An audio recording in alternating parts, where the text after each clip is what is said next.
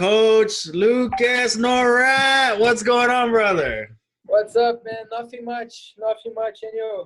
Nothing much, man. Man, I see your eyes, bro. It's like that training with Professor Floppy must have been tough, bro. Yeah, man. It's like that every time, man. It's like that every time.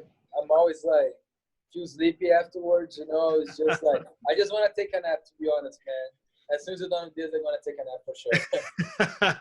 Guys, if anybody doesn't know, this is Coach Lucas Norat. We call him Norat. Man, you're at Gracie Barra Chandler, competitor, champion, fight to win, super fights, man, and an ambassador, bro. Man, thank you so much for being here. Yeah, my pleasure, man. My pleasure. Really honored to be here as well. I watch all the other podcasts with Bill. Also I didn't watch yet, but I'm pretty sure it was great. But I watched the one with Bill, and man, he said he had a great time. So I'm really excited for that. Yeah, man, that Pew was very, very awesome, man, because you get to see the old school mentality. And I like how we're bringing you guys on now because now we hear from the old school. And I don't want to start anything, but, man, what's your opinion? Old school or new school? Which is better?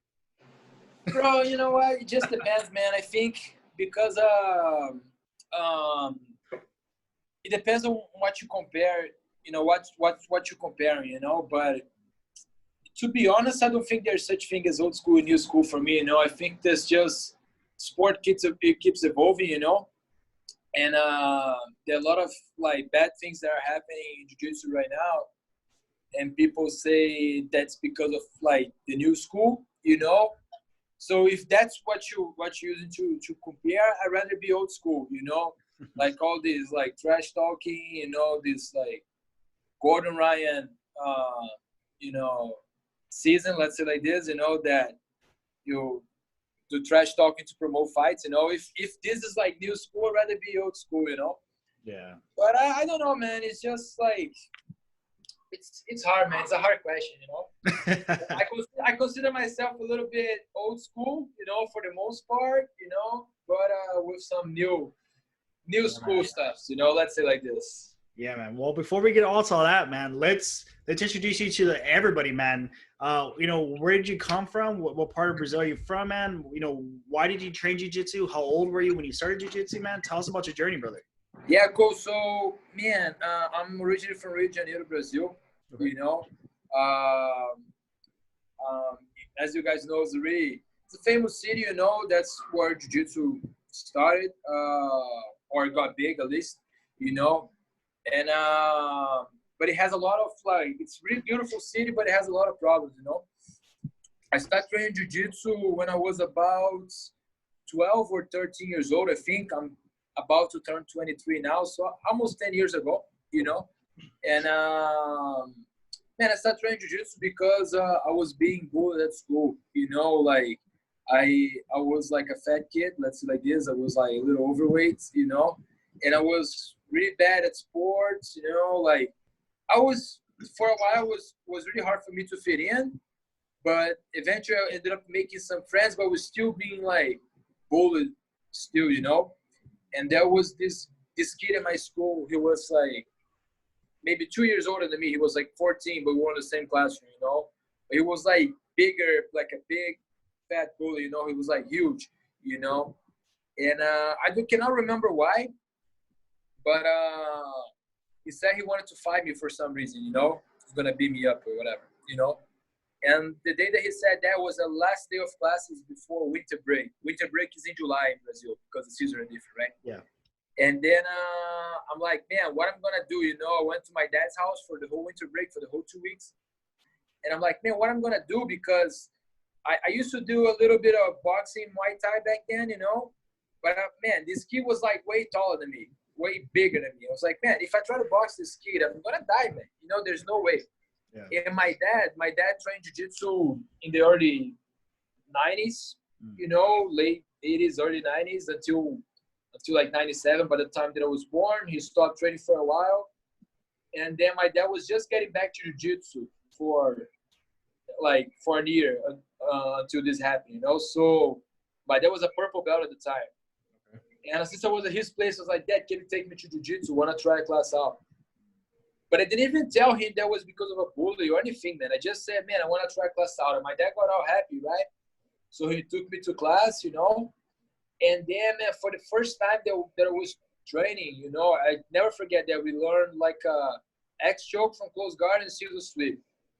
From the first time that I trained, I was able to sweep this guy. He was like 18, 19 years old. He was a white belt too, you know. Okay. And I was able to sweep for a scissor sweep.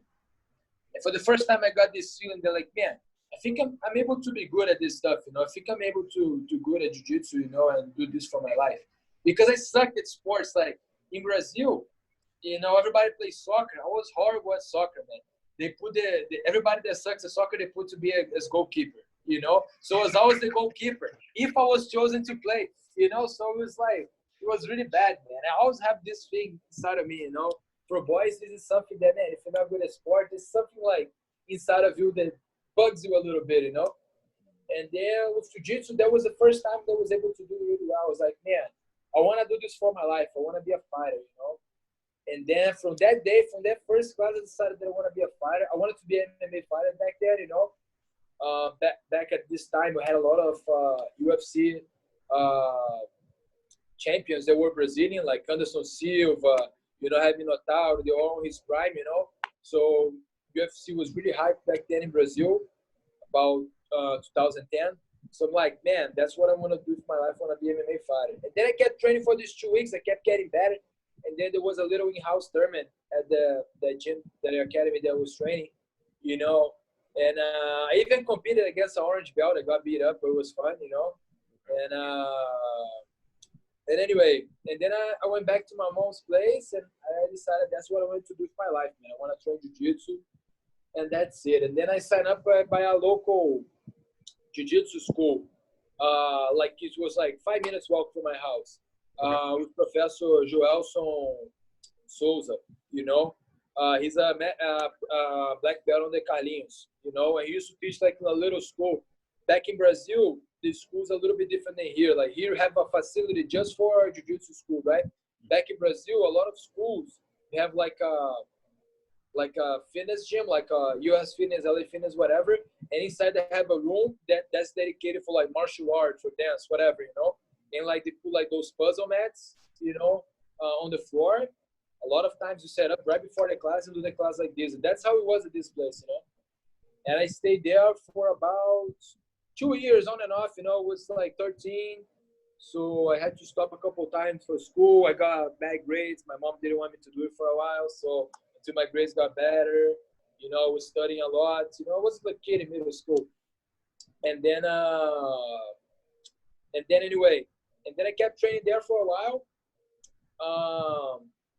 And then the guy changed locations. I think Professor George changed locations. He changed the schedule as well because he had to fit his schedule with the gym schedules, you know. So it was hard for him too. And the schedule that he changed it didn't work for me anymore because I was going to school at the same time. Something like that happened, you know. So I'm like, I cannot train jiu-jitsu at this school anymore. So, but I wanted to stay in Gracie Barra. So I'm like, I looked up at another local Gracie Barra. It was like 5 minutes from the other school. So it was a little bit further, like 5 minutes more. But it was still pretty close, like a 10-minute walk, you know. So I was like, looked up this school. It's called Gracie Barra Jacarepaguá, you know. And I went there, and I got hooked right away because it's like different than the first one that I was. The first one didn't have a kids program, you know, or a juniors program, whatever. It was just adults. So imagine me, man. I was a little fat, like preteen teen, like 14 years old, you know. I was a white belt, still learning. But I would just train with like purple, brown, black belts, sometimes blue belts, but they were like 200 pounds, 180 pounds. It was like, I was 120 back then, 130 something, you know. Yeah. Because, again, the school was very little when the programs were still being implemented back then, you know, at this time. So that's how things were, you know. So I was like, Brazil have an expression, like, man, I was through on the fire, you know, like, and I had to figure out a way to survive, you know. But I wanted to be a fighter so bad that just kept me going, you know. And I didn't even know what being a fighter means, you know, but I just wanted to do that, you know, with my life. So even though I got beat up every day, I just kept showing up. And then when I changed schools, this school already have a juniors program established. It was already like a more, how can I say that? Like they already being the school was was there for a little while already. So they're already following all the curriculums and splitting all the group classes by like age for the kids and like level for the adults, you know. So it was a little bit more organized, you know.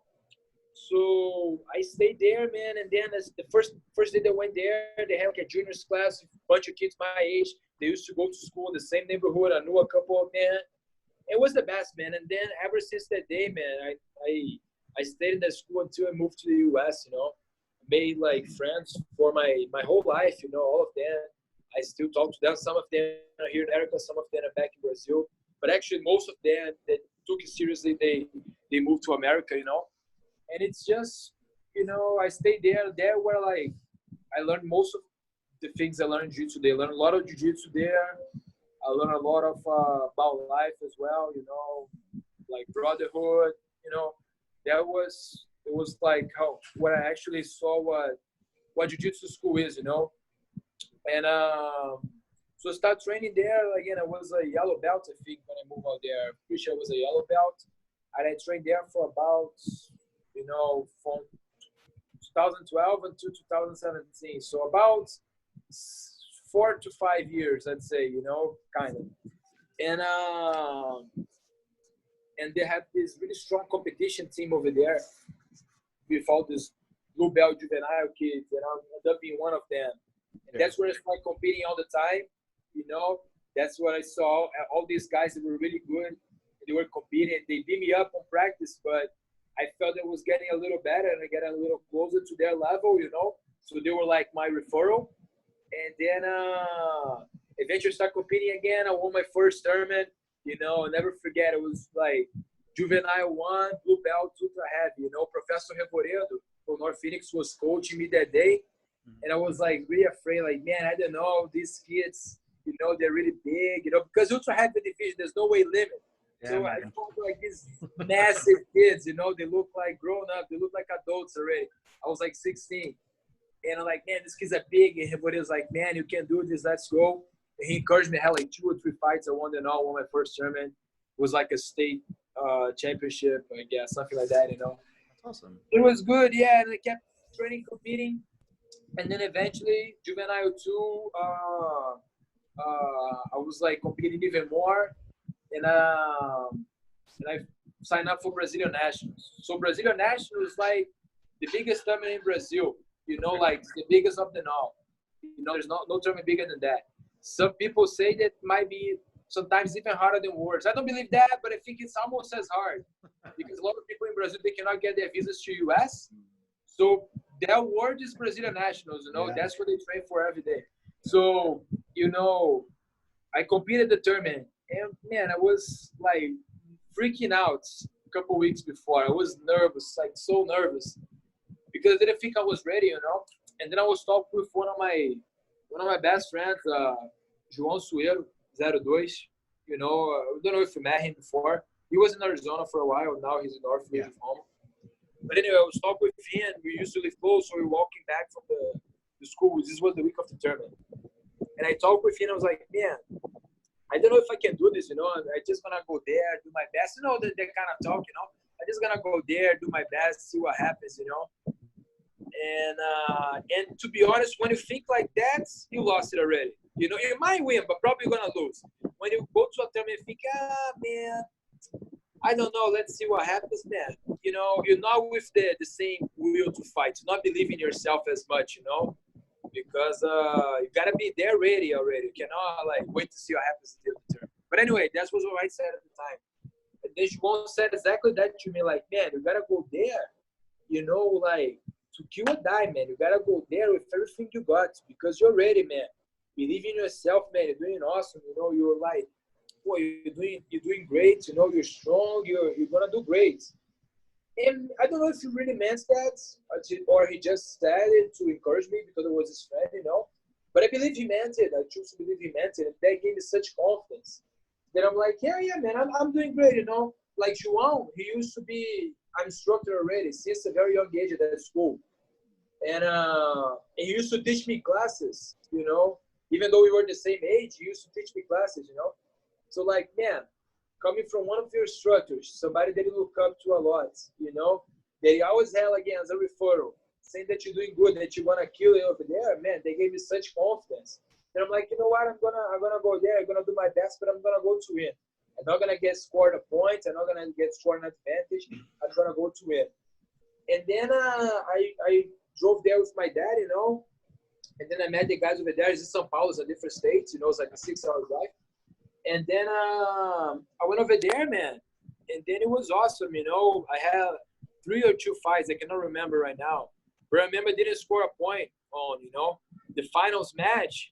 The guy pulled guard on me, you know. I jumped to pass his guard, he recovered guard, he put on half guard, and then I started doing the knee cuts, and then I put my shoulder on the guy's jaw or something like that, and the guy tapped from pressure, you know. And it was a really good kid, but he tapped from pressure. I didn't understand. But I didn't know what the rules were, you know. So I'm like, oh, shit, what did I do, you know? So I just stood up, you know, with my arms up, like, man, am I going to be DQ? Did I hurt this kid? Whatever, you know. And then this kid was laying down on the floor saying he felt his ribs or his neck, whatever. And I'm like, man, I can't believe I lost in my head. Like, man, for something that I didn't mean to, you know, a bunch of thoughts are going through my head. And the referee gets my hand and raised my hand all of a sudden. I'm like, bro, I'm man, it was awesome, man. It was one of the best feelings of my life because it was the very first time I won like a big IBJJF tournament, you know. And it was like so cool, man. I was so happy, you know. And then after this day, I saw that I could be like, you know, I had a great potential to be one of the best in the world if I wanted to, you know, if I put in the work, you know. That's when I decided. I already decided that I wanted to be a pro jiu-jitsu fighter back then. I already left this MMA thing on the side. But that's when I really saw it becoming true, you know. It's not just a dream anymore. It was like starting to become a reality, you know. And after I won this tournament, man, things, like I said, changed in my life. I got more confident. I saw myself as a different athlete, you know. It's like you know, it's like in the Matrix movie, you get the pill and then a whole different world opens up in your head, you know. It's just like, you know.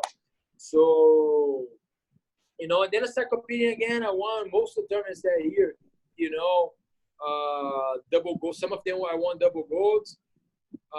Most of the actual juvenile, it's funny because a lot of tournaments they don't have absolute division for juvenile, just IBJJF, you know. So most of them I won double golds. Some of them on IBJJF, I didn't win. I got like second, third. There was a tournament that I got disqualified on the finals. I was winning the fight. And I wrist locked the kid. The only time, or maybe one of the very few times, I did a wrist lock in my life in competition. And I wrist locked the kid. And juveniles cannot do wrist locks. Yeah, man, calm down. I stood up and I said, man, it was real open. Pounding my chest, and then I was DQ, man. I was humiliated, you know. It was just like, I'd rather forget that. But anyway, so yeah, man, you know, and then things kept getting better, you know, winning some, losing some, you know. I won the South American championship by IBJJF on the end of the year, you know. And the next year I became adults. And when I became adult, things, you know, was a really tough time for me, you know. It was the first year of adult because, again, I started as a kid that was a little bit, you know, overweight with no confidence, and then I became this teenager that was already like in good shape and getting good at jiu-jitsu, and then eventually winning tournaments. And then when I was an adult, became an adult and started fighting the adult division, I wasn't, how can I say, I didn't have the edge like I have on the juvenile, you know, because on the juvenile, I believe that I won most of the time because I think I was a little bit technically better than most guys, you know. But for sure, my division was super heavy. For sure, I was my physical abilities were like superior for most of the guys. Most of the guys back then, they were like in the juvenile super heavy. They were a little bit like fat, or you know, they were a little bit like out of shape. They didn't have, even though they were like ripped, even though they were strong, they were still like out of shape. They wasn't as strong, you know. So I consider myself back then like a little stronger than everybody else, a little bit more technical than everybody else. So I already have an edge on that. But when I came to adult division, man, most of the guys were strong. Most of the guys were older than me. most of the guys were in good shape, you know. So they didn't have the edge anymore. So it was tough, you know. And then my first tournament, I had 4 fights. There was something that was game changer too, because back then in juvenile, I had 3 fights in my division at most, and that was it, you know. Blue belt adult, I have like sometimes 5 fights to be the champion, 4 fights, you know. Like this tournament, I have 4 fights, the first one.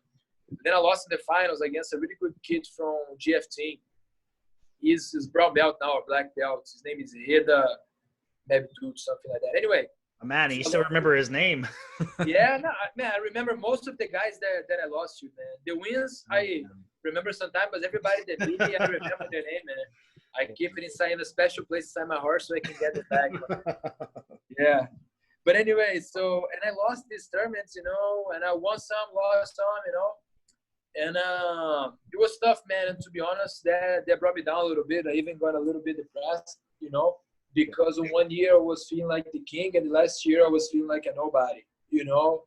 And it was a hard year, you know, because even though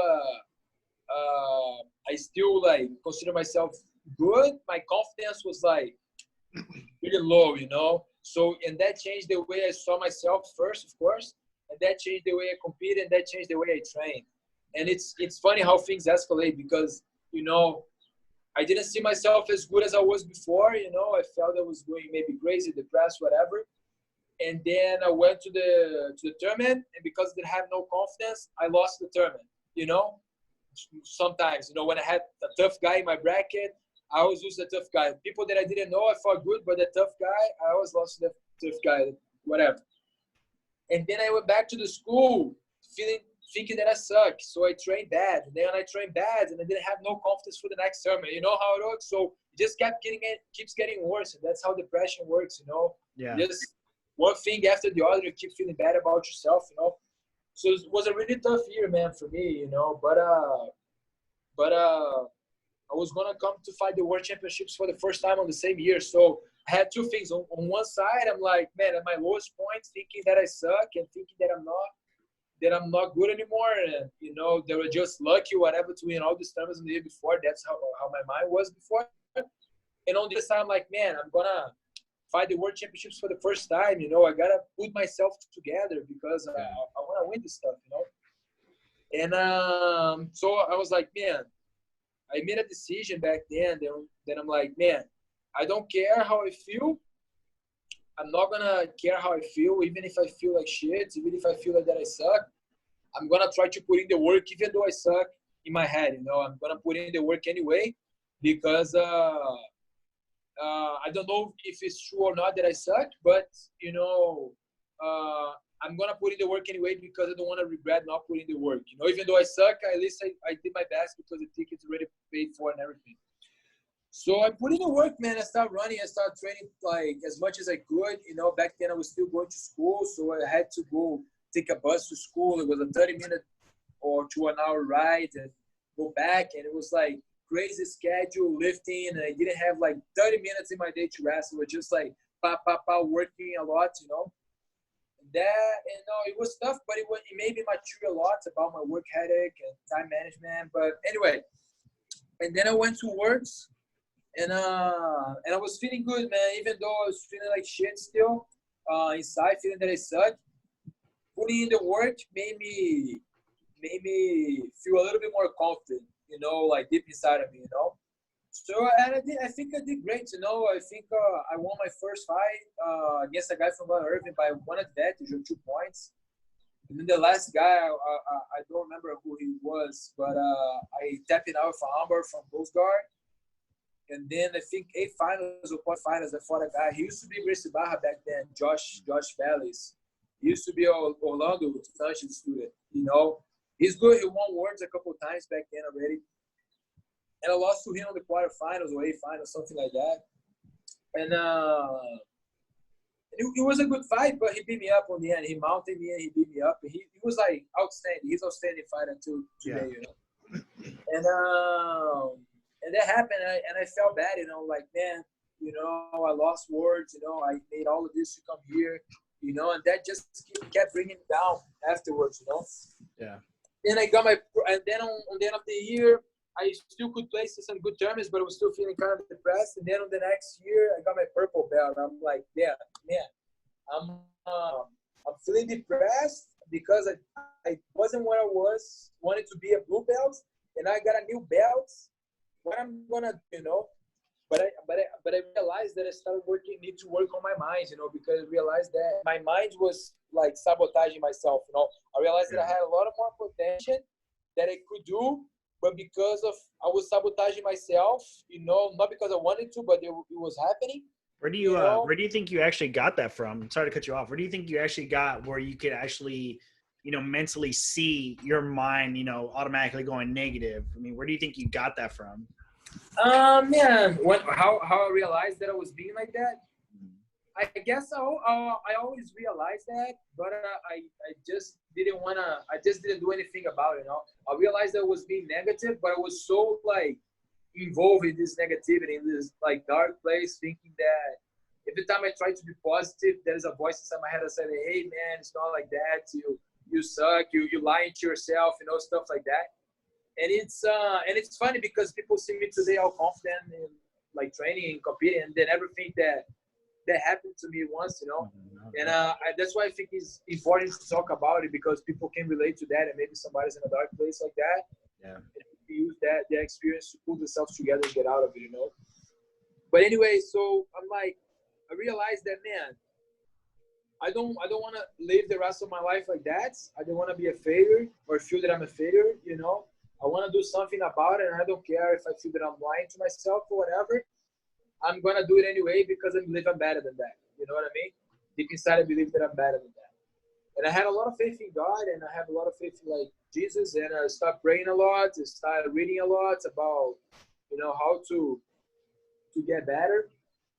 But it was still a struggle, because again, it was on that, snowball, in Brazil, I don't know if you guys have here, but in Brazil have an expression like snowball effect. One thing keeps getting worse and makes the other thing worse, and then it adds up, So again, I was not getting the results I wanted, determined, and my training not so good, but I was trying to do my best, And then I kept competing like every month, and I just won my first purple belt tournament after 6 months. You know what I mean? Like, it was a little local purple belt tournament.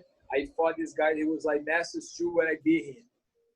And I was happy because I won, but I was like, in my head, I was like, man, I just beat this guy because he's older than me. He's a purple belt. Hey, man, take it easy, brother. I'm in Masters 1. Take it easy.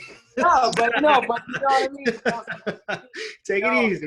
No offense to the Masters, guys. No offense to the Masters, The guys are great, man. The guys are great. Anyway, so I'm like, even though like I always have to pull myself up, I always have to be positive for myself, I always was like the mental struggle, like the little angel, the devil talking to me inside my head, Yeah. But anyway, but one thing changed a lot when I was to compete the Brazilian Nationals no-gi, Before that, I came to Worlds and I came to Pens, to compete, and I lost like first fights. It was bad because I lost, but it was a good experience because I was able to connect with a bunch of important people from Gracie Barra.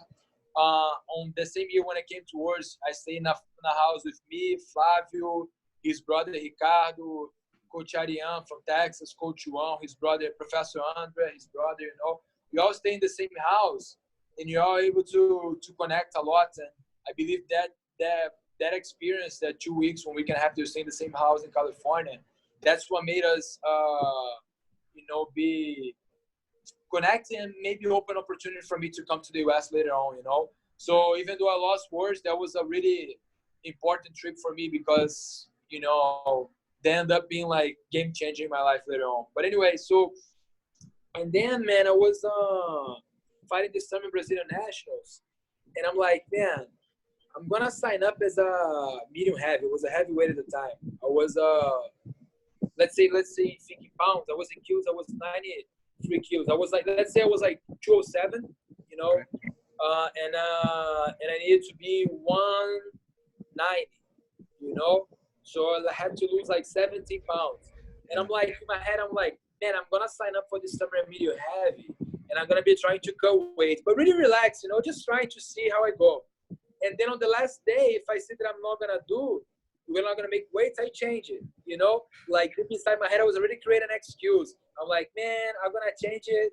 I'm gonna move up because I know I'm not gonna make it anyway. I'm just gonna pretend that I'm gonna try. You know, a lot of times we act like that. You know, and I think about that. And then on the last day that I thought it was the last day, I went, okay, I cannot make it. I'm gonna change.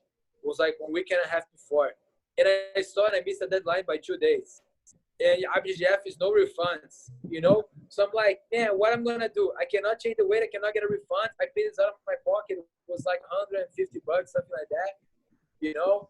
I'm like, bro, what I'm gonna do, you know? So I guess I just gotta cut the weight.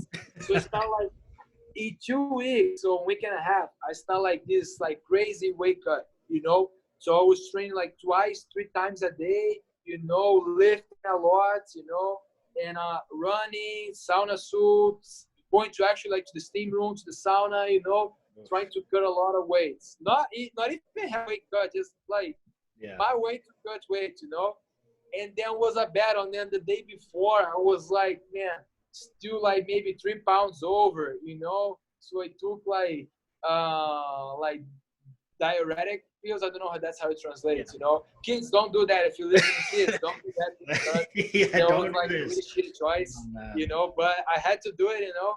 But anyway, don't do that. But I did it, you know. But did what I had to do. And then on the day of the tournament, man, I weighed in like, I don't know, 1 pound under, you know. And you know IBGF how it is, you know, like you weigh in and like 10 minutes later you fight. So like I drank like a carb gel, you know, and then Gatorade, and I was kind of ready to go. But in my head, I was like, man, I didn't even care about the work that I put on the mats, like actual training. But in my head, I'm like, man, I cut so much weight. I went through hell for this fight. I cut so much weight.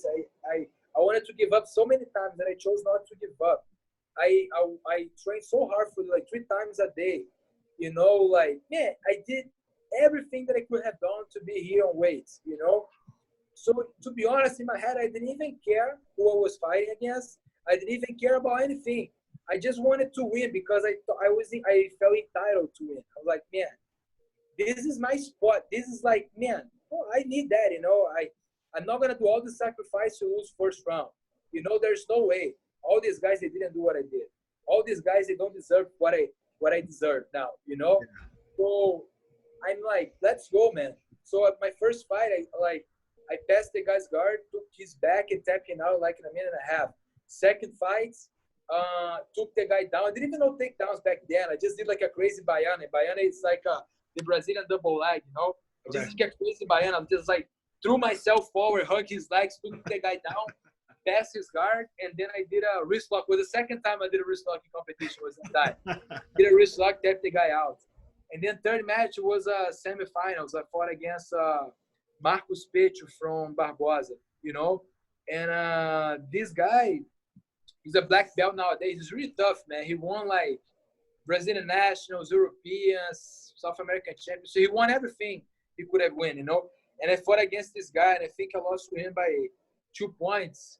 You know, an advantage. Like he scored an advantage, and I was kept passing his guard. I almost passed his guard a couple times. On the end, I went for a belly down foot lock, ended up on top, something like that, you know.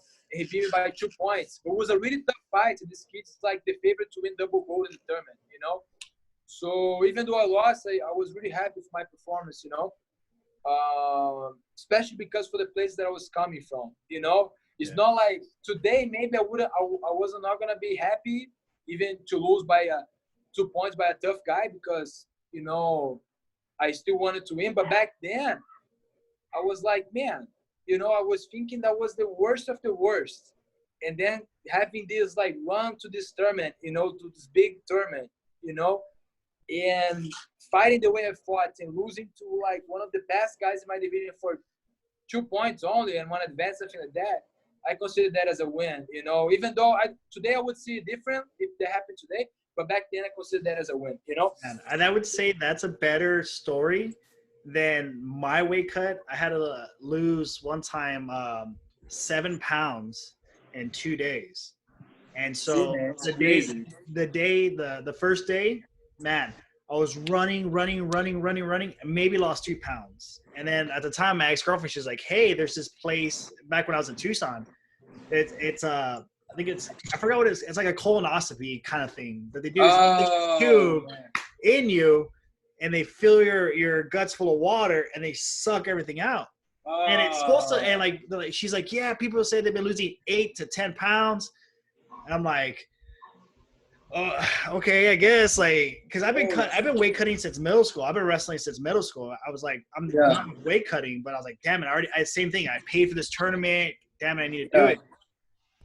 So the next day, I woke up, 5 pounds over. So I was like, okay, let's just go, because I'm tired. Like, I'm tired of running in the sweatsuits. I'm tired of running in the plastics. Yeah. So we go, and she's like, can I go with you?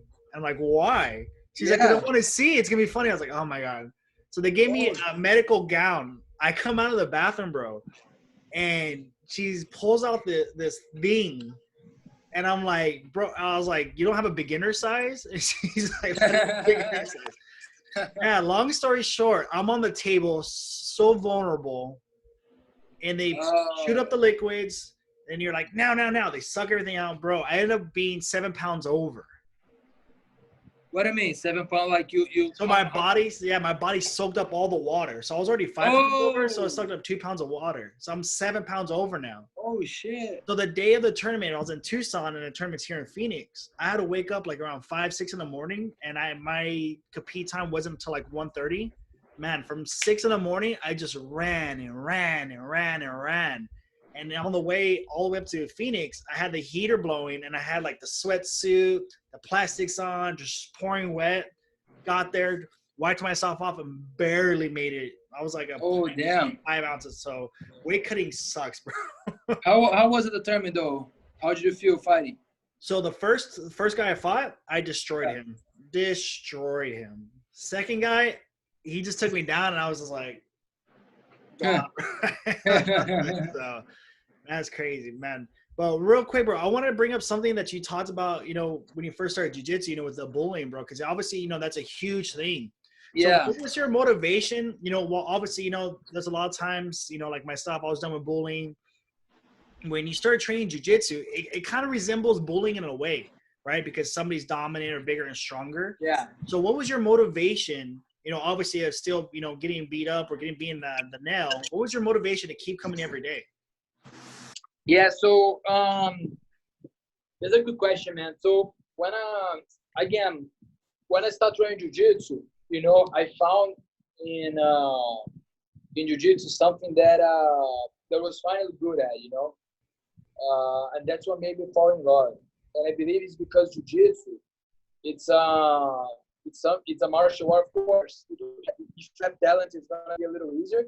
But even if you have no talents, like let's say like this, I don't even like to use the word too much. But even if you have no talent, even if you're like uncoordinated, whatever, if you follow like the steps, you can still like do it, and you can still do it pretty good, Mm-hmm. So I identify myself there, like, man, I didn't consider myself a kid with talent back then, and then all of a sudden I had some talent for something, So I'm like, man, I think I can be good at this, and that made me like hold on to that so much, because I grew up wanting to identify myself with something, Yeah. So then maybe hold on to that so much that I'm like, man, doesn't matter what happens, I'm gonna be good at this stuff,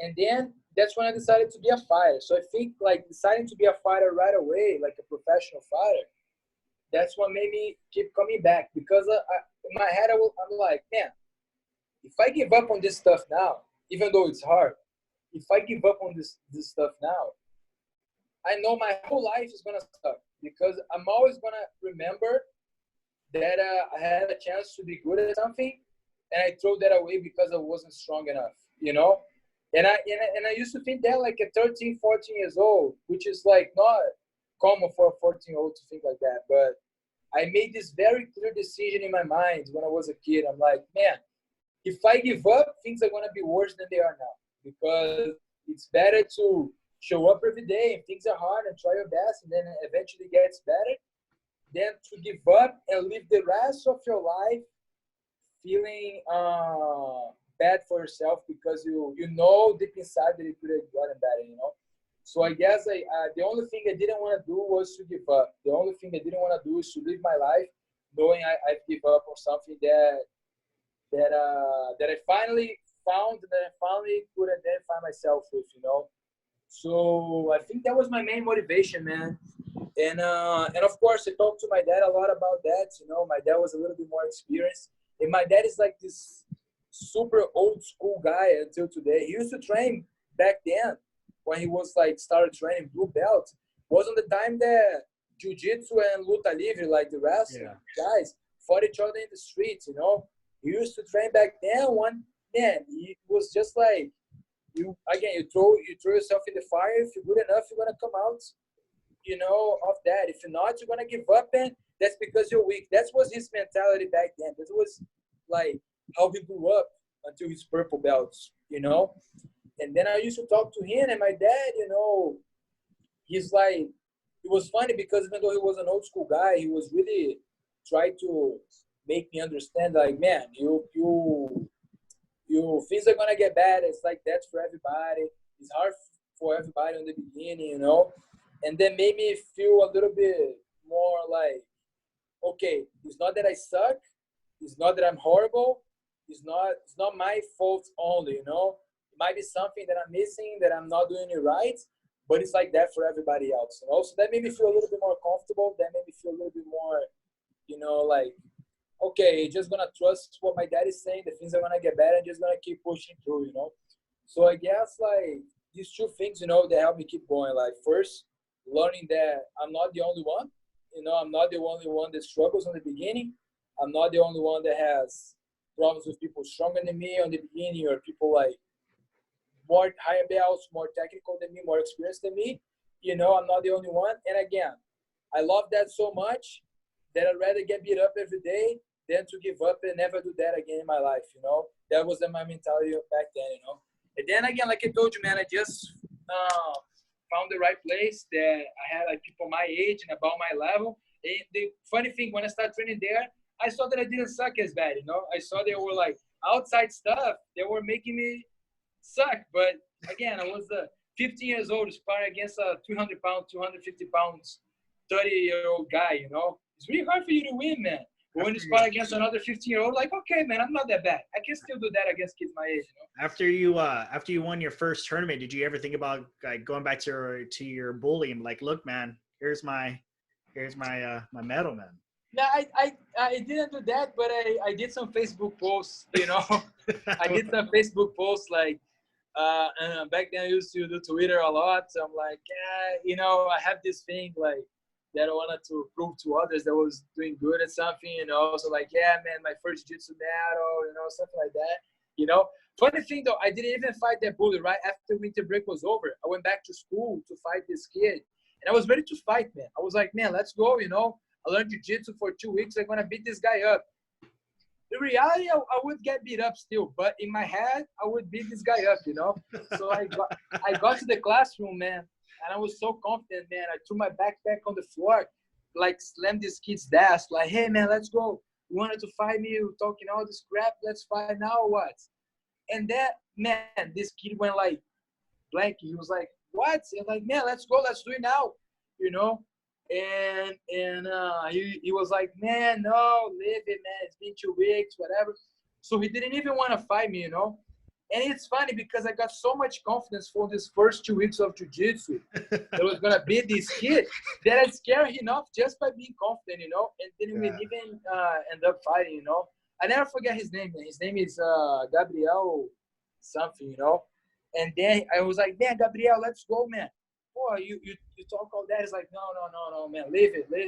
You know, he didn't even know. Nobody knew that I was doing jiu-jitsu, but just by standing up for myself that way, scared him and never end up fighting. And I'm so glad I tell my students all the time. I teach them in the fundamentals of GB1s. I'm like, please do not take a couple classes. Do not do 2-3 weeks and think you could go and fight like the UFC. Yeah, you can't. You can't. I was a kid though. That's why I was acting like that. But man, coach, man, I can't even think of another inspirational story, man, from being bullied to finding jiu-jitsu to still having, that the mentality sometimes that we all have, that darkness. And now you're an ambassador and a leading light for Gracie Barra Arizona, man. Like, how does that feel? Feels great, man. It feels great because, and I'm not gonna lie, I feel really proud of myself. Even though I'm not where I want to be yet, I have like higher goals for my life.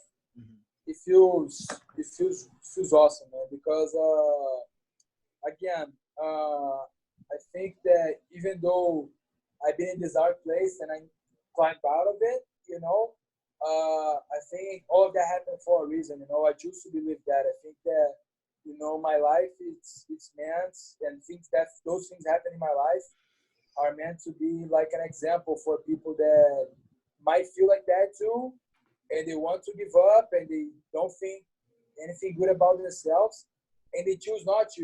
They chose like to actually, think better about themselves. And again, it's really very easy to do that, to put yourself out of this place when you have an example of someone that you might look up to, and then be through the same stuff that you're doing right now. So I think that's one of the purpose that I've been through all this stuff.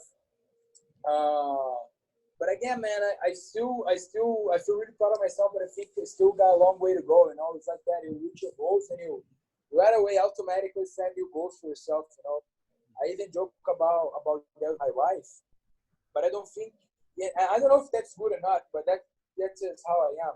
I don't think I'll ever be like fully satisfied with my life, because I'm always like setting up new goals for myself, and always like, okay, I did this good, but how can this be better? How can this be better? What's next? What's next?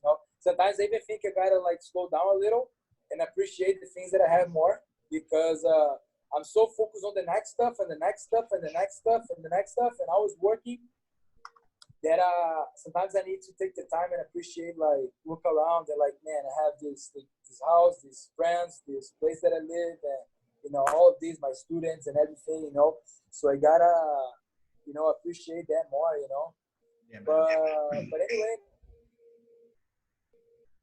man, I feel really happy, bro, because I think the life that I live now is the dream of every kid in Brazil that wants to live with jiu-jitsu, move to US or to Europe, whatever, and be able to compete and train and teach class and like work with what you do for a living, work with what you love, and do that for a living, like yeah, for sure. A lot of people, man, I think most, like 99% of people I know, man, they work with something that they kind of like it, sometimes they don't like it, and like they just drag themselves to work, they just drag themselves through life mostly, and they're just like looking for the weekend every day, because that's when they get like some time out of work and some time out of the hell that they go through every day. And and these people, they're not happy generally. They might have happy moments, but I don't think they're like fulfilled. Yeah. And I feel really best because, man, I can do something that fulfills me every day, one of the things that I love the most every day, and make a living with it. So, man, that's my like dream coming true. There's nothing that I could appreciate more than that. It's just something that, like, man, I feel like really, really blessed to have like the life that I have, doing what I love, every single day. It's just like, it's the best feeling ever. Absolutely. So yeah, man. That's awesome, man. Well, man, again, man, I can only imagine, what goes through your mind, when, I mean, obviously I know you teach kids classes too, and Yeah. we have, our anti-bullying program, what's your belief or what's your passion? How do you feel about the anti-bullying proof that Gracie Barra does? I love it, man. I love it because, again, I feel it's really easy for you to overcome something if you have somebody that you can relate to.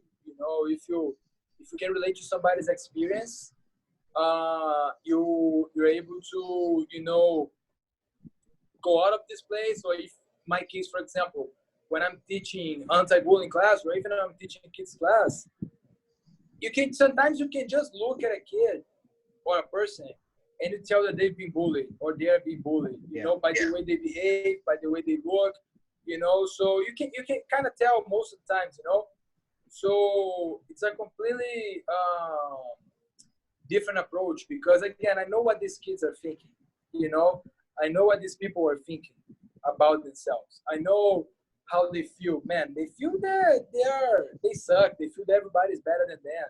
They feel they're not good enough. Never. They always feel this. They feel they're always like letting other people down. You know, they feel that people are down. They're not gonna. This thing is not for them. You know. So I know how these kids feel. You know. So it's a by that I'm able to do a different approach. So for example, when I'm teaching class for a kid that's being bullied, or I think that it's being bullied, you know, I always try to like give double encouragement. You know, I always try to like, man, you're doing such a good job, man. That's it, you're doing awesome, you know? Because in this kid head, he's like, he tries to the first one, he's like, doesn't do it very well because he's not even confident in himself. And then he tries to the second one, doesn't do it very well, and then he comes the coach, the guy like the guy that is leading the class, they're like the general, they're like the man of the class, and they're like, man, you're doing a great job. You know, just fix this little thing, but if you do that, it's gonna be perfect. But you're doing awesome, man. Really proud of you. Keep up. Man, it's a completely, it changes in the kids' head, you know. And then day by day, little by little, these kids gonna change their personality. It's gonna build their confidence. And then in 5 years, in 10 years, they're gonna be a completely different human being. They're gonna be a completely different adults for society, you know. And that's one of the things that fulfills the most, you know, when it gets like a really shy kids, or even like a kid that's been bullied and they tell me that they overcame that, they overcame bullying, or they're not shy anymore, or they're like, it's more confidence, and parents come tell me that they're getting better grades at school, they're making more friends, you know. Man, there's nothing there's no money in the world that can buy that, you know. Absolutely. Because I know this experience that this kid is having is gonna stay with this person for the whole life, and it's gonna be a completely different adult. And it's gonna change the way that they parent their kids, and it's gonna change the way that their kids, you know, probably parent their other kids and deal with the other kids, you know. So it's just like it's you start like a movement, positivity that stays forever, you know. That's awesome. How I see it. So that's why I'm fulfilled every day when I do that, you know. Yeah, man, that's pretty awesome, brother. I mean, I being an instructor, you know, I'm not sure how many people come to you, but a lot of people don't come up to us and ask us about our background story or why. I mean, it's very rare that they'll stay behind and, you know, and hang out. So it's just really cool, man, you know, that you're sharing this. And now another thing I want to get with you, because there was some stuff here in Arizona where there was some I don't know how to say this without cussing, so I'm going to try saying some trash talk going on, man. So with everything in your past, and, you know, and you have other schools that might try to trash talk you to try to get you to do a tournament or for whatever reason, man, what's your way of processing it and then, you know, and handling with that? And we don't have to mention schools. If you want to mention schools, it's up to you, man. I don't care, man. But anyway, yeah, man. So I think that to be honest, man, I think every time something like that happens, you always have a choice, you know, to let it get inside your head or not, you know. Sometimes it's easy, sometimes it's hard, you know. But you always have that choice. You just gotta try to stay calm and process that and try to make the best choice possible, you know. To be honest, I even kind of like it, man. To be honest, because it's you know what, like when I was a kid growing up, I saw all these guys, these famous guys in Instagram, Facebook, Twitter, whatever, and everything they did, a lot of people loved it, and there's always these people that want to like criticize that, and they want to say that they are wrong. Until today, like today they call it haters, you know, but they already exist back then. And I saw, like, for example, Galvão, you know, I saw Galvão post a picture and people like say, ah, man, these guys on steroids, these guys on this and that. Ever since back then, you know, ever since like 2012, 2013, when I started following these guys on social media, you know. So like, man, these guys are so important that people take time off their lives, time off their days to talk bad stuff about them. So these guys, they must really be important, you know. And then see that happening to me, I'm like, man, I'm one of them now. You know, I'm important too, you know. So that makes me feel really good, man. And that's what the perspective that I chose to have about this, you know. Yeah. But so yeah, man, you're not gonna lie. It kind of like on the first moment when you read something that is not like good, you know, it kind of bothers you a little bit. But again, I think you just gotta stay calm and, you know, try to process that the best way possible. You know, I think the worst thing that you can do is to let that get inside your head, you know, and be mad about it and start saying things when you're like hot-headed and mad, you know, because then you're gonna regret it later. You're gonna see that you could have acted like differently, you know. But about the thing that happened, let me explain the situation for people that don't know what happened, you know. This last situation. You don't have to mention names or schools if you don't want to, man. Cool. Yeah, man. So that thing was like, I was gonna do fight training for the second time, you know, in January, and then there was this kid. I don't remember his name. I think it's William, whatever. I cannot remember his name. Sorry, but anyway, he's from a school in Tucson, 10th Planet Tucson, you know. Yeah. Then these guys, they start tagging me on Instagram stories saying that this guy was calling me out, he was challenging me, whatever, for a fight. And then, man, that was the first time that happened to me. First time ever, you know, somebody challenging me on Instagram. No, maybe it's because of this, like, era that we live in now, that people, like, do that more often, you know. But back then, like, 5 years ago in Brazil, that would never happen, you know. But now these things start to happen. Like, man, I even felt cool about it. I was like, okay, this kid is challenging me. That's good, you know. And again, I didn't even know who this guy is, or, you know. So I'm like, yeah, okay, cool. It was more like okay, whatever, you know. It was not even like okay accepting anything, because, you know, I'm not the matchmaker. It's not even on my hands. And then these guys, they start like saying that accept the fights, you know. And I was like, I just let it be like that. I didn't care, you know, because again, it's not on my control. And then the staff, the guy that's like the promoter of the event, he came to me and he started asking me like, man, who do you want to fight? The third fight on the event, you have like these 2 guys that you want to fight, you know, 3 guys that you want to fight, 1 in the gi and 2 no gi. And one of them was like 240 pounds with the gi, or 230 pounds with the gi. I cannot remember his name right now. And then these other 2 guys in no gi. And I told Steph, like, man, I just want to do no gi. I'm straight out of no gi words. I just trained like 4 months in a row, just no gi, just teaching classes with the gi, but mostly no gi, a comp class. So I want to do no gi, even though your hooks and this stuff, they're not like my thing. I want to do it anyway, no gi. And Steph's like, okay, man, cool. I have these 2 guys. I have this guy, I forgot his name. I think he's Akin, whatever, you know. And I have this guy from that school, from Death Planet, to fight. And then he gave me the first guy was 205. He wanted to fight at 205. And that guy from 10th Planet, they called me out. He wanted to fight at 195. And I was out of no words. I was like 215. And I'm like, man, I told Seth, man, I don't care who I fight, but I cannot cut to 195. You got to be 205, you know? So it's your call, man. Whoever you think it's better, if these guys want to go to 205, both of them, you decide. Whoever you think is more fit for the event, you know? It's your call. I fight either one. I don't care, but it got to be at 205, you know, because I cannot cut 20 pounds, but I can cut them. And then, okay, Steph's okay, cool. And then, like, 2 hours later, he texts me back, like, okay, you're fighting Aquino, okay? I'm like, okay, cool, whatever. I don't care. So in my head, Aquino was the only one that agreed to fight at 205, you know? So I'm like, okay, cool. It's all good, whatever. And then I posted that I had a fight confirmed against that guy, you know, and it was like December, you know. So I posted that on my social media, whatever. And then on the week of the events, that was early January, I cannot remember who it was, if it was the school Instagram or if it was like an event Instagram that is related to the school, something like that. Yeah, we don't have to say we don't have to say the names and all that. But yeah, I know what you're talking about. I know what you're talking about. Yeah, you know what I mean. So somebody from there, they posted the picture, like a screenshot from the poster, and they were like talking a bunch of bad stuff about me, you know, cussing me a lot. I'm not gonna repeat because it says like kids listening, but they were cussing me a lot, calling me all this stuff, you know, saying that I ducked the fight because I was afraid, and saying that they have no respect for me, and saying that a bunch of stuff, you know. And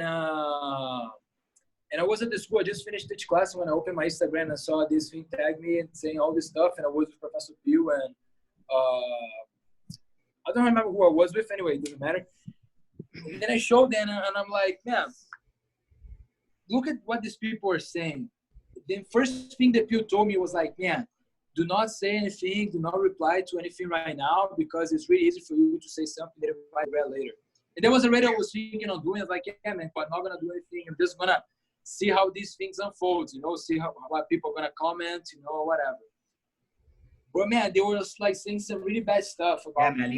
you messed up, brother, by reading the comments, man. You messed. Yeah. I did. But you know what? I just want to see how it goes, because, like, again, they were my first haters. Let's say they were the first time that somebody has ever done that to me, you know. So I felt that was so like surreal. I felt it was so like crazy that I'm like, yeah, let's see until what point these people are willing to go, you know. So just seeing these comments, you know, and these people talking this stuff on Facebook and Instagram, and, you know, commenting at the Fight to Win events, like the Fight to Win poster, and I'm like, man, I think I'm gonna say something, my version of it, but I'm not gonna attack anyone, you know. I'm not gonna be as low as these people, you know. Yeah. Because for me, this is something that people do that because I to be honest, I don't even know the reason, you know. But I think, again, taking time off your day, off your life, to talk about someone like that just because maybe they didn't agree with you, maybe they chose something different that you were expecting, or for whatever reason, it doesn't matter. It does not matter. Again, it does not matter. But, you know, doing something like that, for me, it's really, really sad, you know. And I'm like, man, I'm not gonna be the same kind of person that these people are being, you know. Yeah. So I replied for really polite comment, saying that, explaining my situation, you know, saying that I didn't choose the fight, you know, that I'm not ducking anyone. I have no reason to duck anyone, especially because I don't even know this guy, you know. He seems like a cool dude, but I don't know him, you know. So I have no reason to duck this fight, you know. And again, it was out of my hands, you know. But anyway, best of luck for you guys, you know. I know you guys are mad, and I hope everything turns out best for you guys, you know. And then they go crazy, man. And then after they said that, they just like kept coming back like hard. And then I stopped replying, you know. And a couple of my students, they were like replying, commenting too. A couple of my friends were commenting too. You know, they were all commenting. But yeah, man. you know, I even texted like, hey, man, don't feed this, you know. These people that did this, they want attention, you know. And let's not give them what they want, you know. Let's not play their game, you know. And again, I have nothing against all these people personally. The lady and the guy that wrote the post, the people that at the school, the kid that was supposed to fight. I have nothing against them, man. I don't even know him very well, so I have no reason to have anything against him. But I'm just talking about the experience that I had, you know. And it's a fact, you know. There's no way to not talk about that, you know. So what do you think that you took mostly away from that experience, you know, especially being like an ambassador, a coach, you know, with the background, your goals and missions, man? So what do you think you took from this experience? Man, I think you know, like I took a lot of lessons from that. First one was self-control, you know. That was the first, because again, it could be really easy for me to be like, man, cuss them back the same way they were cussing me, or worse, you know. It could be really easy for me to react the same way they were reacting, you know, whatever, and I'm gonna lose my reason, you know. So I really believe that when you talk about someone, especially when you talk about bad stuff about someone, it tells way more about yourself than about the person that you're talking to. So if for example, I'm friends with Azu, right? Azu is one of my best friends. He's not my best friend, and I'm friends with him. And then he leaves my house, and then I start talking to my wife. Man, Azu is this, and that. You know, Azu, you know, talking bad stuff about him. Man, he's not gonna tell anything about Azu if it's true or not. He's gonna tell me that I'm fake. You know, that I'm paying more attention to what he's doing than to myself. You know, or whatever. You know. So I think the first lesson that I took was self-control, to not get myself to their level. The second lesson that I took, it was that, like, man, if these people, they are using my name to get a fight, and they're using my name to get attention, it means that I'm getting somewhere, you know? Yeah. Because if I was like a nobody, you know, if I was just like a random dude, they wouldn't say things. This guy wouldn't call me out, you know. These people wouldn't be mad about my response or my actions or whatever, you know. So it means I have some influence and I'm getting somewhere, you know. So and that made me happy, man. And again, I think in life you always gotta try to find the positive in everything, you know. And we gotta forget about the negative, you know. So man, once that thing happened, I'm like, man, you know what? If I have haters, it means I'm getting somewhere. If my actions are influencing people like that, it means like I'm important, you know, like what I say, what I do, it matters a lot for people, you know. So it made me really happy, man. It made me really happy. So I think that were the main two things that I got from that. And I think again, being positive, because I could be mad, I could be thinking, oh, these people hate me. Oh man, I probably wrong. Oh man, I'm gonna apologize. Oh man, you know what? But you know, I have no problem apologize if I'm wrong, if I'm actually wrong. But if I'm not wrong, you know, it just I don't see the point. And again, it just made me happy for that, you know. So See, I would have told you, like, man, look who the gym's founding father is, man. He's a conspiracy theorist and he likes to troll. And you know, yeah. his social media, man, is trolling. So I would have told you, man, like, hey. So I mean, did you learn any conspiracies from this experience? Do what? You know what? And did you learn any conspiracies from this experience? From this? I don't Yeah, know, man. man. From digging onto, you know, with their experience with this particular academy, whose founding father does a lot of trolling and conspiracies. Did you go in at all to a rabbit hole with them? Yeah, I don't know, man. I think like it's funny because you know these people, you know, they follow this guy a lot, you know, and most people that I met from this school, they have the similar way of thinking, you know, which is okay. I respect. I have nothing against that. You know, everybody is free to think whatever way they want. You know, I don't agree with that. But again, you know, I don't know if they did something just because I'm a Gracie Barra guy, or you know, I think I don't know, man. It's just like there are a lot of people they say, and I don't even try to feed that too much because there's no way you're gonna find if that's true or not. But so it's just like it's the opinion of people. I'm just not even saying that I share this opinion, but a lot of people they say that you know people get bothered by our success, you know, For sure. and they want to target us in any way, you know. So they talk about our geese that like it's a bad thing for us to wear a uniform. They talk about our teaching methods. They talk about our promotion methods. They talk about all this stuff because you know we're a huge success. You know, Gracie Barra is the biggest school in the world, the biggest jiu-jitsu school in the world. We are always pioneers in everything. We are like the best of the best of the best in everything. There's nobody better than us. You know, so people that hate us, they're gonna try to find a way to bring us down. You know, so in, I believe that, and I believe that a lot. So, but talking about the specific academy, I don't know, man. I don't know if they got like more butthurt because of I'm a GB guy. If I were like I don't know for another team, they wouldn't care as much. You know, I don't know, man. Man, I think this is gonna be a new conspiracy for me, bro. That I'm gonna have to go into the rabbit hole of people want to conspire against Gracie Barra. Forget everything else. I might be a new conspiracy to jump into, man. Yeah, it should, man. It should because yeah, man. I kind of believe that a little bit. You know, I kind of believe that people wanna, you know, hate on GB for whatever reasons they have. You know. But again, we cannot let this bother us, you know, because what me being an ambassador, man, I represent Gracie Barra, right? So to the highest point. So everything that I say and everything that I do, I'm not talking just for myself. I'm talking about for GB, you know. So in my head, these guys, you know, are tiny compared to what Gracie Barra is, you know. So if I let them bother myself, you know, so let myself bother from that, and again, talk back to these guys.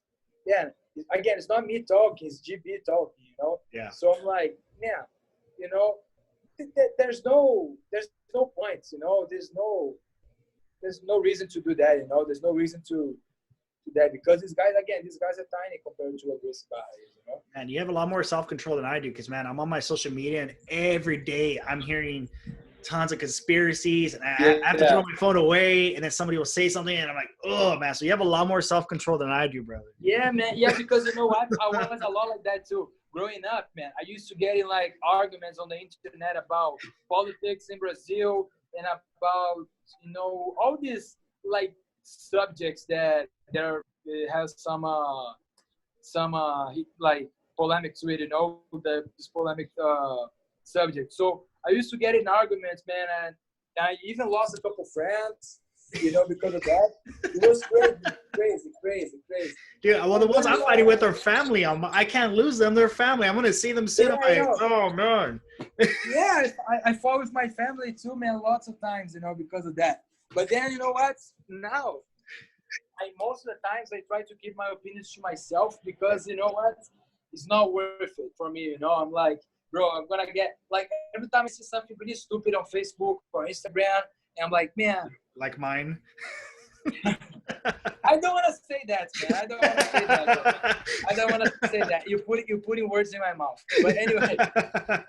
No, but when I see something like, I don't know, talking about politics, Brazilian politics, the president, in my opinion, you know, some people might disagree, but the president is an idiot. That's my opinion on it. He's an idiot.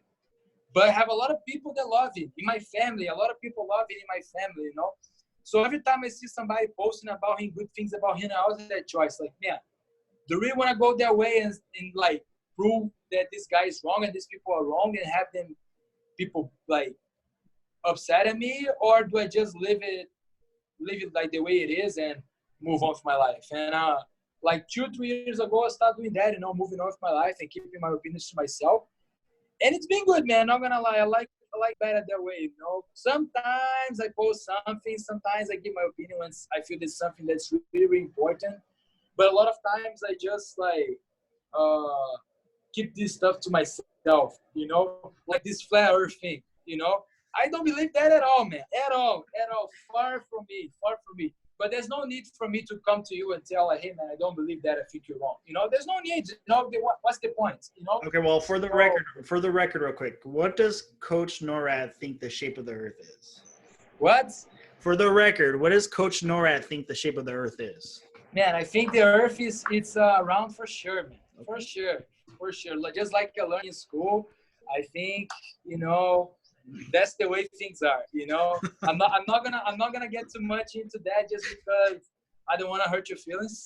But for real, that's what I believe, man. That's what I believe, and I'm gonna die believing that. Man, I had to drop a lot of stuff when I first came up here to meet Professor Flavio and Professor Dave. That was like one of the things was like, hey, man, do you really believe this stuff? And I'm like, am I not here for an interview? Like, no. Do you really believe this stuff? I don't know, man. You have to look into it. It's always the answer. You have to look into it. Yeah. So, Coach, man, we're getting close, man, to getting to 2 hours that we've been talking, brother. Really? 2 hours man, already? 2 hours. And, man, all this is inspirational because I love, you know, your background story. I love your mentality behind this. But, man, I really want to get to some what I call competition rounds where I'm going to ask you some questions, man, and you just answer the top of your head. And we'll finish off with like a good, you know, farewell to everybody who's watching, man. Oh, man. So this is kind of frightening, but okay. I know, man. You just got out of competition training. Now you go to competition rounds. Yeah, let's go. Let's do it. All right, man. So what is your favorite submission? Armbar. Yeah. Okay. And what's the worst submission you hate being caught in? Bow and arrow choke. Pops my neck. Oh, yeah. All right. What's your favorite guard to work? Favorite guard to work? Yeah, now I've been doing a lot of single leg X and X guard. Okay. What's one of the guards you hate dealing with? Hate dealing with lapel guard for sure. Awesome. Okay. Now, what is Coach Norat's favorite cheat food? If you're gonna have a cheat day and have some bad food, what is your go-to? Yeah, bro. Just one. Man, I love burgers, man. Burgers are my passion, man. I eat burgers every day. Awesome, man. Awesome. Well, thanks, man. That's the competition round. See? It was easy, bro. Yeah, it was easy, man. I was afraid, but it was actually pretty easy, man. Awesome. Yeah, thanks so much, Tino. Thank you so much for the opportunity, man. I'm really, really happy to be here, to be sharing. Easy to feel. I didn't even feel there was 2 hours, man. Yeah, bye, brother. Sorry if I talk too much, man. No, I get excited man. about some topics and I start talking and don't stop. No worries, man. Man, I mean, is there anything that you want to like say to everybody else or leave off by saying for everybody, the watchers, man?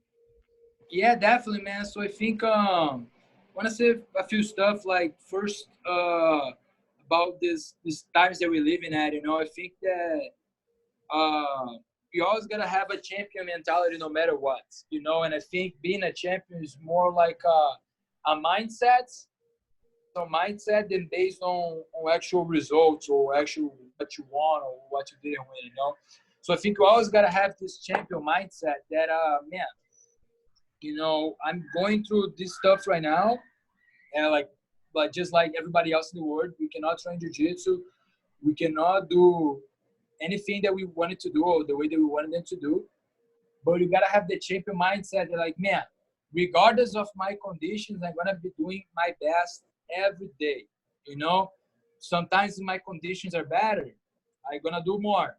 If my conditions are a little bit smaller, you know, I don't have many things to do. Whatever I have to do, I'm gonna excel. You know, because I really believe that, you know, like I was telling before about my experience and that term and that I had to cut a bunch of weights, you know, and I did great. That made me realize that, you know, the hardest you work for something, the more results you get. It's not much about, you know, your personality or your talent, whatever, but it's more about hard work, you know. And that made me develop a way of thinking that, man, I gotta outwork everybody else, because even though I have no talents, or if I have talents or whatever, I cannot rely on that.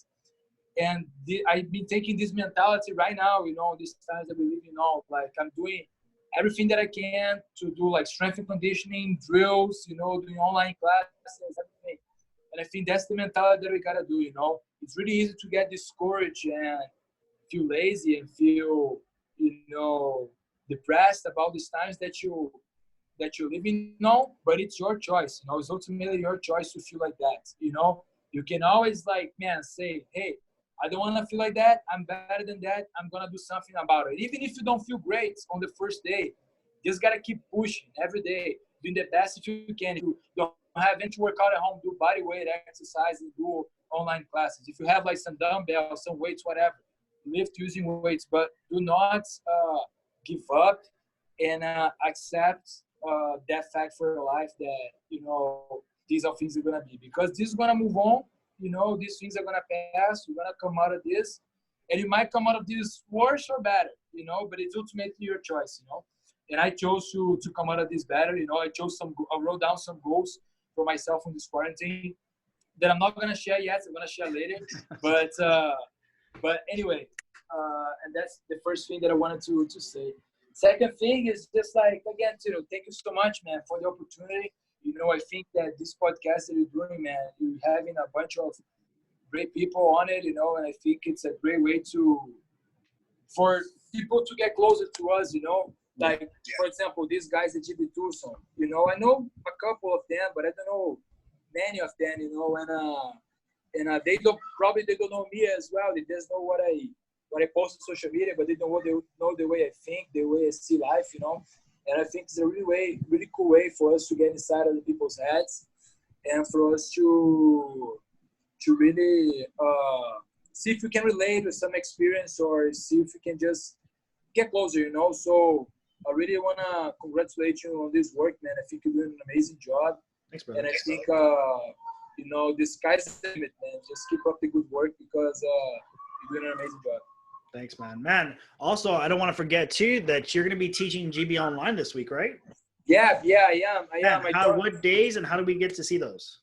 Yeah, so I taught yesterday, my first class. It was at 12 p.m. Pacific time, 4 p.m. Brazil. And I'm going to be teaching again tomorrow at 12 p.m., okay? So just online.graciebarra.com. Registered on the site. If you haven't done it yet, you know, you can watch the class. There's a 1-hour class with drills for, like, if you have a partner, or, like, techniques if you have a partner, or actual solo drills if you don't have anything. And then we'll have a Q&A, half an hour Q&A at the end, you know. So awesome. So yeah, that's it. Awesome, Coach. Well, thank you again, man. We got to do this again, brother, and hopefully soon the gyms will open up and we can do this back in person. Yeah, definitely, man. Definitely. Thank you so much for the opportunity, man. Awesome, brother. Thank you. Brother. See you, man.